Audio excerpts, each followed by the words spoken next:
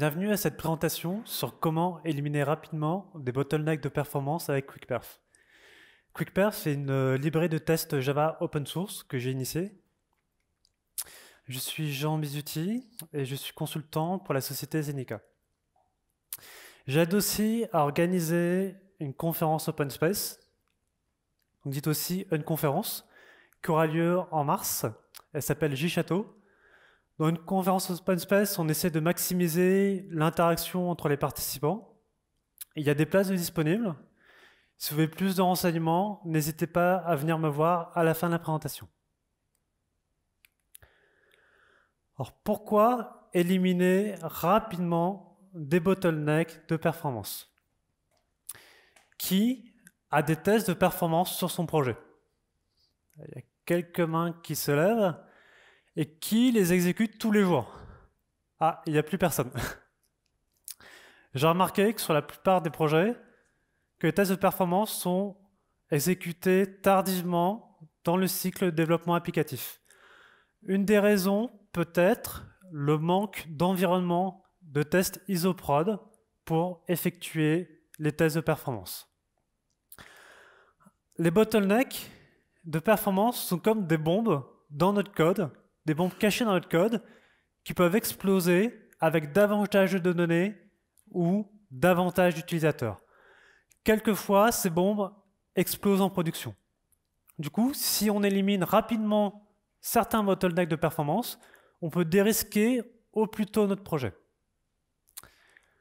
De mon expérience, investiguer des bottlenecks, l'origine de bottlenecks de performance prend pas mal de temps. Une étude de JRebel montre que pour investiguer et corriger un problème de performance, la plupart du temps, il faut plusieurs jours. Du coup, si on élimine au plus tôt certaines causes à l'origine des bottlenecks de performance, on va pouvoir gagner beaucoup de temps.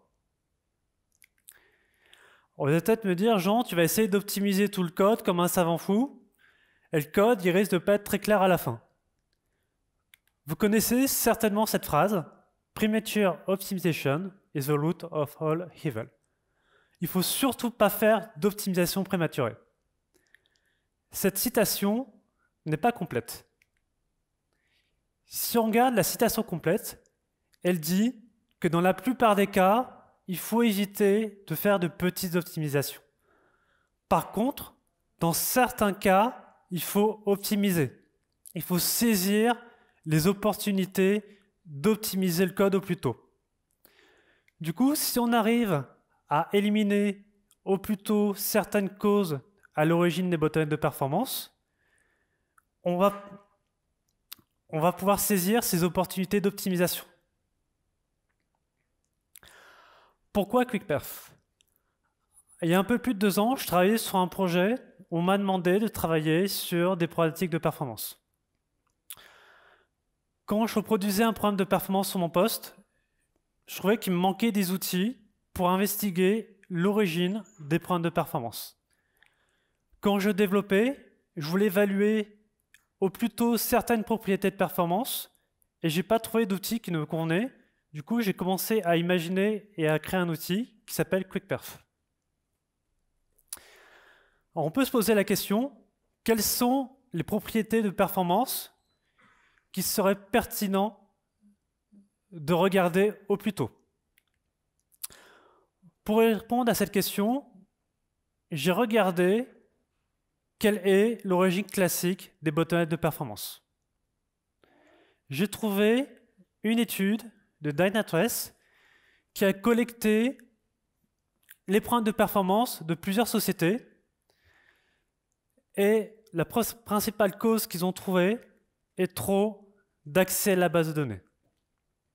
Il y a une autre étude de JRebel pour l'écosystème Java qui montre que les problèmes de performance viennent essentiellement de la base de données, de l'allocation mémoire, du code inefficace et de problèmes de concurrence.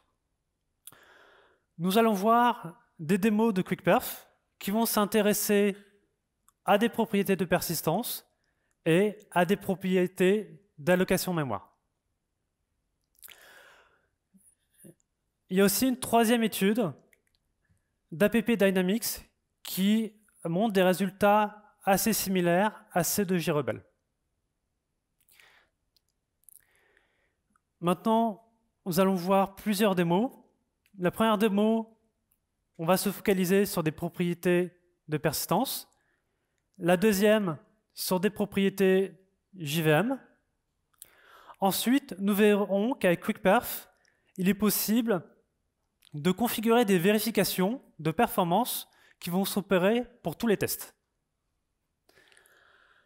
Dans une dernière démo, nous allons voir qu'il est possible d'intégrer l'évaluation de propriétés de performance dans un workflow TDD. Commençons par la démonstration sur la couche de persistance. Ici, nous avons, un test automatisé.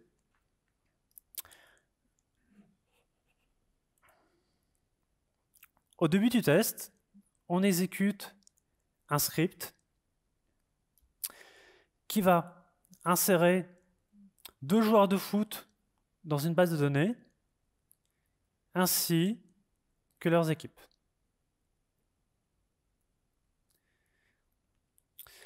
Dans le test, on instancie un repository, on exécute une méthode findAll, et à la fin, on vérifie qu'on a récupéré tous les joueurs de foot. On va lancer le test.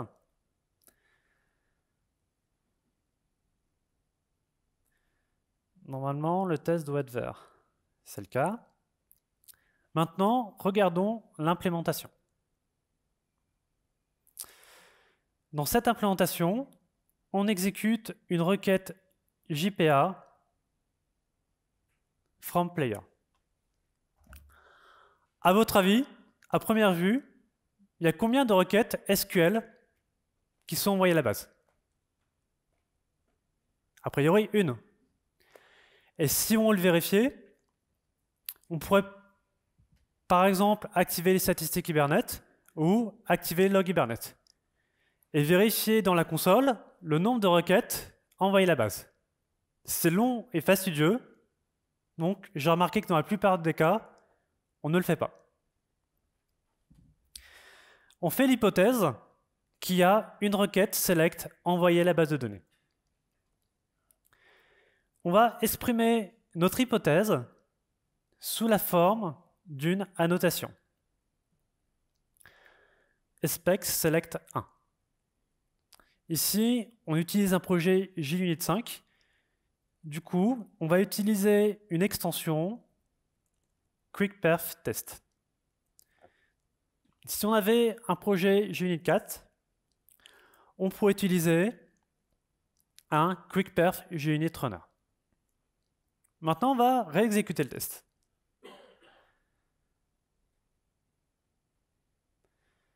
Maintenant, le test a échoué. En fait, il n'y a pas un select qui envoie à la base, mais il y en a 3. Ah, il y a peut-être une bombe de performance dans notre code. Avec la volumétrie de production, il pourrait y avoir encore plus de requêtes select envoyées à la base de données. On nous alerte sur le fait que les round-trips JDBC peuvent être nuisibles aux performances. Et on nous donne, dans le rapport d'erreur, un article de blog de Lucas Eder détaillant pourquoi les round-trips JDBC sont dangereux pour les performances. À la fin du rapport d'erreur, nous avons les requêtes SQL envoyées à la base de données. On a bien une requête select sur la table player.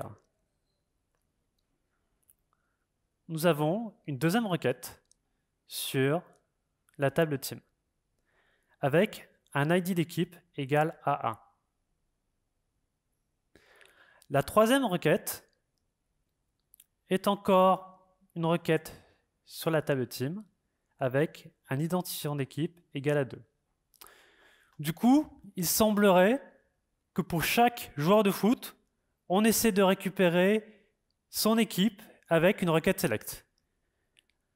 Il semblerait qu'on a un n+1 select. Ce qui est suggéré par le rapport d'erreur QuickPerf. QuickPerf a automatiquement détecté qu'on utilise Hibernate et le rapport d'erreur propose des solutions pour corriger le n+1 select avec Hibernate. On nous parle de JohnFetch, LeftJohnFetch et de LazyFetchType. Allons regarder notre entité player. Notre entité player a une relation many-to-one avec l'entité team. Pour cette relation, on peut voir que le fetchType n'est pas précisé. On va rajouter un fetchType lazy, comme suggéré par QuickPerf, et nous allons relancer les tests. Les n+1 select sont des codes smell, mais des codes smell pour la performance. Maintenant, notre test est vert. Nous avons aussi maintenant un test de non-régression sur le nombre de selects envoyés à la base de données. De plus, en regardant notre test, nous voyons qu'il y a une annotation expect select 1. Du coup, nous savons qu'il y a exactement un select qui est envoyé à la base, ce qui nous permet de documenter le comportement de notre application. Du coup, nous avons résolu un n+1 select. On a reçu un email de l'équipe de support de production. C'est un message urgent. On demande de fixer le plus rapidement possible un problème de performance. Apparemment, en production, quand un web service est exécuté, il y a plusieurs centaines de selects qui sont envoyés sur la table team. Et l'équipe de support a dû investiguer 2 jours. Je pense que le web service a été implémenté dans un projet Spring Boot et qu'il doit y avoir un test automatisé pour ce web service. Donc on va regarder. Test Java, un boot, on a un autre contrôleur. Donc ce qu'on veut, c'est ce qu'on voudrait, c'est un select qui soit envoyé à la base de données. Ce projet utilise JUnit 5, du coup nous allons utiliser l'extension QuickPerfTest. Si le projet utilisait JUnit 4, on peut utiliser un QuickPerf Spring Runner. On va exécuter ce test.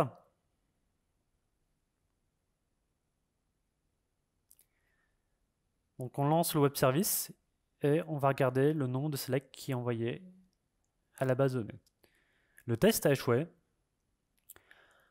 En fait, il y a plusieurs selects qui sont envoyés à la base de données. On pourrait être en présence d'un n+1 select. QuickPerf a détecté qu'on utilisait Hibernate et QuickPerf a aussi détecté que notre projet utilise Spring Data JPA. QuickPerf propose aussi une solution pour fixer le n+1 select avec Spring Data JPA. QuickPerf propose d'utiliser un entity graph. En dessous, vous avez un lien vers la documentation de Spring pour les entity graph. On va copier ce que nous propose QuickPerf. Et on va aller voir comment est implémenté le contrôleur. Le contrôleur appelle un service Spring. Dans ce service, on récupère les joueurs de foot grâce à un repository. On va parcourir les joueurs de foot. Et pour chaque joueur de foot, on va demander l'équipe, son équipe et le nom d'équipe. Du coup, pour chaque joueur de foot, on va récupérer l'équipe en envoyant un select à la base de données. Du coup, ce qu'on va faire, c'est qu'on va essayer de charger les joueurs de foot et leur équipe avec une seule requête SQL. Donc je colle la recommandation QuickPerf avec les entity graph. Notre entité player a une propriété team.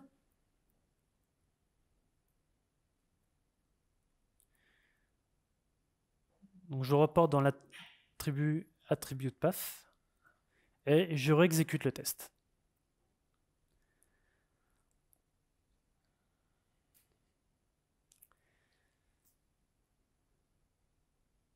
Ah super, on a corrigé no +1 select.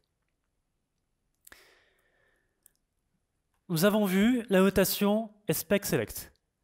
Il y a d'autres annotations SQL qui sont à disposition. Elles sont détaillées dans le wiki de documentation de QuickPerf. Maintenant, nous allons regarder comment QuickPerf peut nous aider à évaluer des propriétés de performance relatives à la JVM. Nous avons vu au début qu'une partie des problèmes de performance était classiquement due à l'allocation dans l'heap.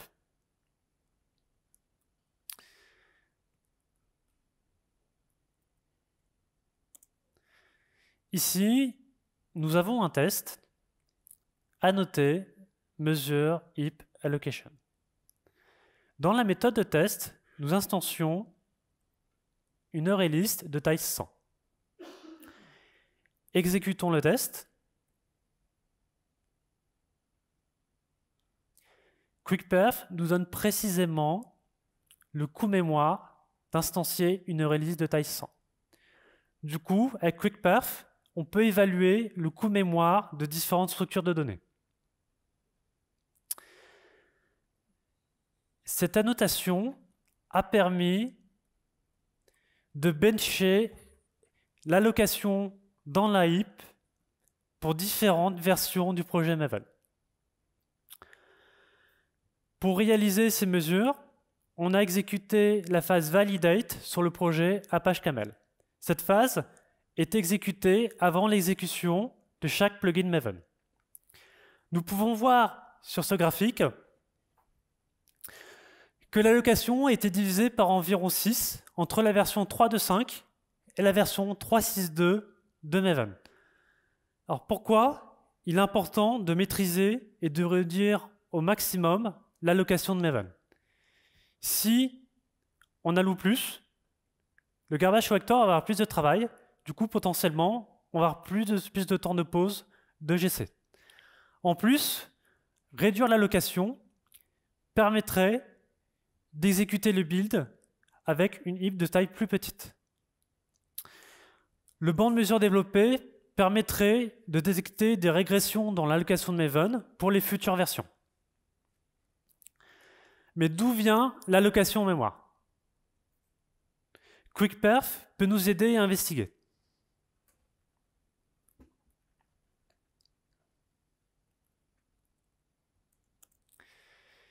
Ici, nous avons un test qui accumule des entiers entre 0 et 1 million. Ce test est annoté heap size. Il va s'exécuter dans une heap de taille 50 MB. Dans Maven, on peut configurer des paramètres de JVM qui s'appliquent à l'ensemble des tests. Avec QuickPerf, nous allons pouvoir configurer la JVM de manière spécifique pour chaque test. Pour comprendre d'où vient l'allocation mémoire, on peut profiler le comportement de la JVM avec QuickPerf. On ajoute une annotation profile JVM et nous allons lancer le test. La JVM a été profilée avec un profiler qui s'appelle JFR. Le résultat du profiling est disponible sur le disque et nous pouvons ouvrir ce fichier de profiling avec un outil qui s'appelle Java Mission Control. Après, on pourrait naviguer dans l'outil pour voir d'où vient l'allocation. Dans ce cas, on peut aller un peu plus vite pour comprendre d'où vient l'allocation mémoire. On va dire à QuickPerf, je ne veux pas de problème de performance JVM. Expect no JVM issue. On réexécute le test. Maintenant, le test a échoué. Le test va évaluer des règles JMC et le test va échouer s'il dépasse une valeur par défaut égale à 60. Notre test a échoué car on a détecté une forte conversion de primitives en objets. 96% de l'allocation est due à la conversion de primitives en objets. Ces objets sont de type integer. On nous donne même la ligne de code qui provoque le boxing.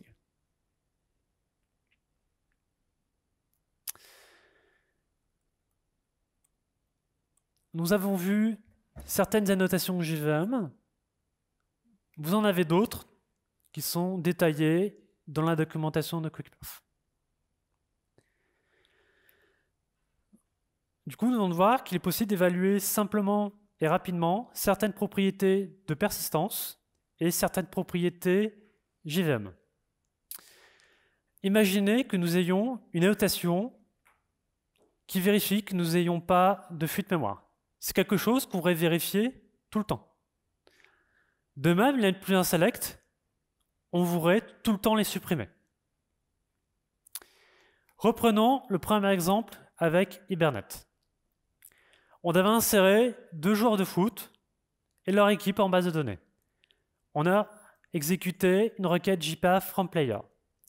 Nous avons eu une requête select sur la table player et 2 requêtes supplémentaires sur la table team. Ces 2 requêtes supplémentaires ont la même structure, sont du même type. Ce qui les différencie, c'est la valeur du paramètre qui identifie l'équipe. Dans QuickPerf, on peut paramétrer une vérification qui va vérifier qu'on n'a pas plusieurs fois le même type de select avec des valeurs de paramètres différents.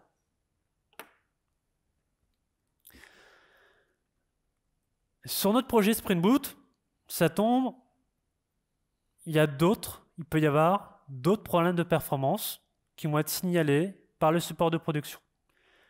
Du coup, on essaie de voir s'il n'y a pas d'autres n+1 select.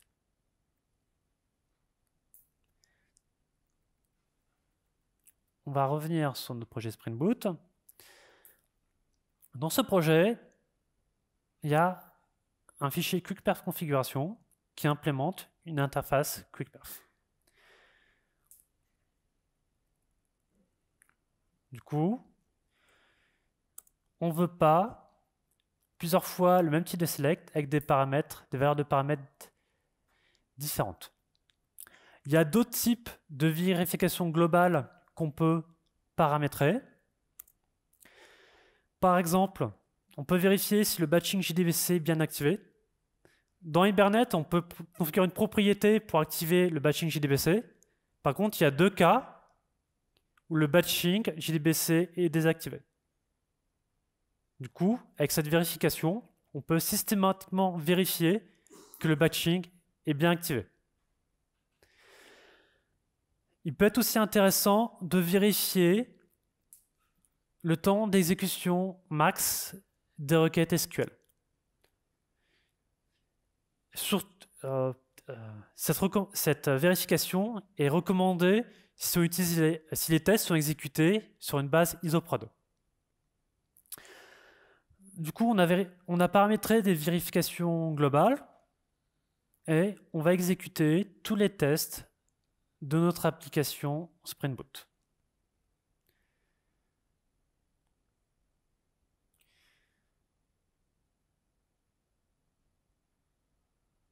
Ça se passe bien. Ah, un test a échoué. le test d'un service Spring. Potentiellement, nous avons un n plus 1 select.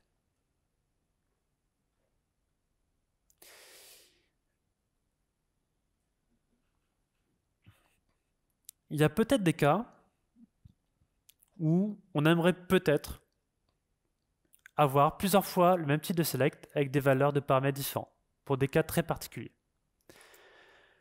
Dans ce cas-là, on peut surcharger le comportement des annotations globales. Par exemple, dans ce cas-là, on va dire que sur UseCase, on va autoriser plusieurs fois le même type de select avec des valeurs de paramètres différents.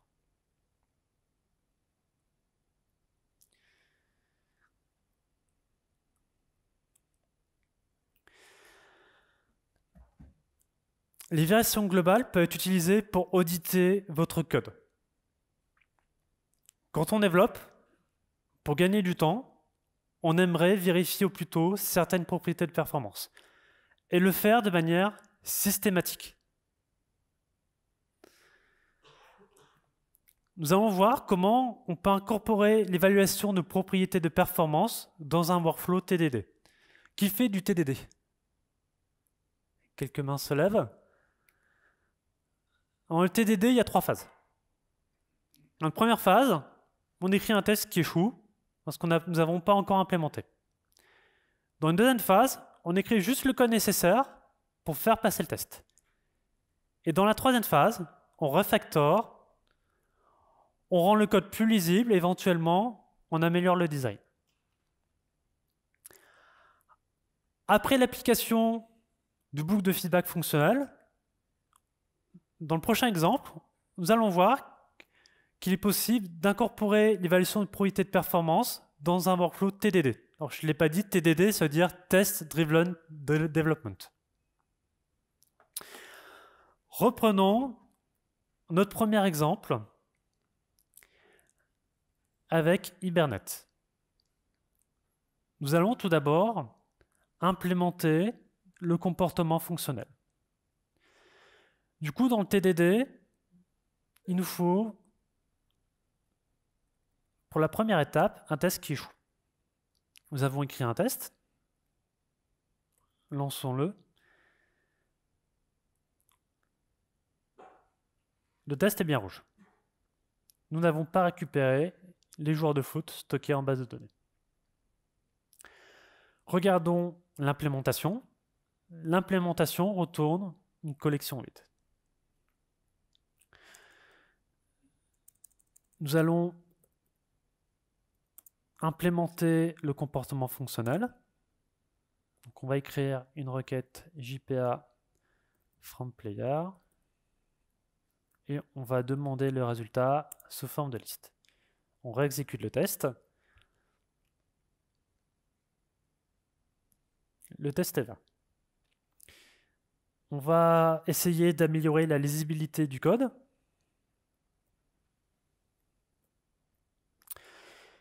On va mettre la requête dans une variable locale. Par exemple, load players query.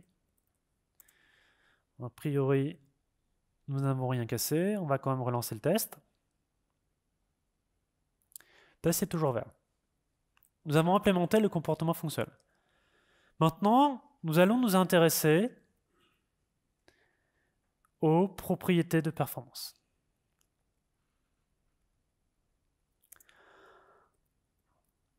Pour ce cas fonctionnel, nous voulons récupérer les données à l'aide d'un seul select. On rajoute la notation expectSelect1 et nous relançons le test. Maintenant, le test est échoué.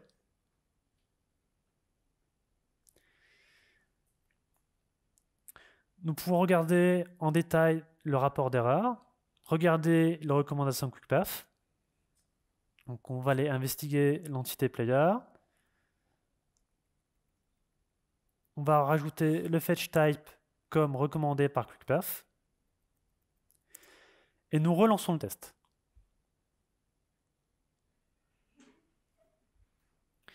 Maintenant, le test est vert.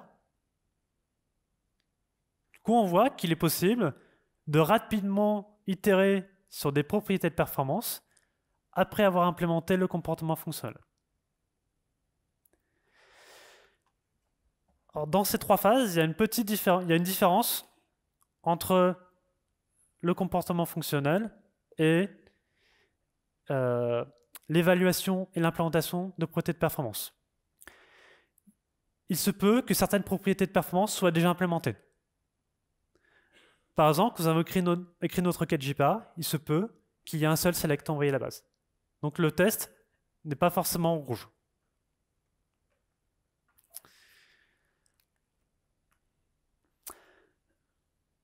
QuickPerf peut nous aider à designer le code pour la performance. Vous avez vu un cas avec le n+1select. Maintenant, imaginons que nous designons notre code et que nous avons choisi une structure donnée. Avec QuickPerf, nous pouvons évaluer l'allocation de sa structure donnée. Si on s'aperçoit rapidement que sa structure donnée va beaucoup allouer dans la heap, on pourrait reconsidérer au plus tôt notre choix et changer le design. Nous en rapprochons à la fin de cette présentation. Nous avons vu que QuickPerf permet d'évaluer rapidement et d'investiguer simplement certaines propriétés de performance classiquement à l'origine de bottlenecks. QuickPerf nous a permis d'auditer notre code en rajoutant des annotations globales et nous avons pu montrer qu'il est possible d'incorporer l'évaluation de propriétés de performance dans un workflow de TDD afin d'évaluer systématiquement et au plus tôt certaines propriétés de performance.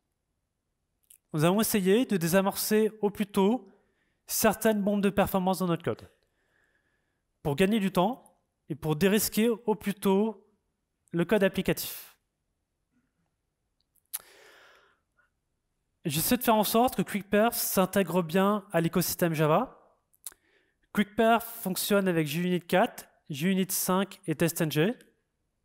Il est bien intégré à l'environnement Spring. Les annotations SQL fonctionnent avec Quarkus. Vous pouvez aussi utiliser une annotation SQL pour un projet Micronaut qui utilise Hibernate. Il y a un repository GitHub qui comporte différents exemples avec les différents frameworks que l'on vient de mentionner.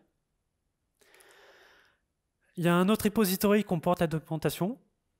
Un troisième repository contient le code du band mesure Maven que nous avons vu. Et un repository contient le code source de QuickPerf.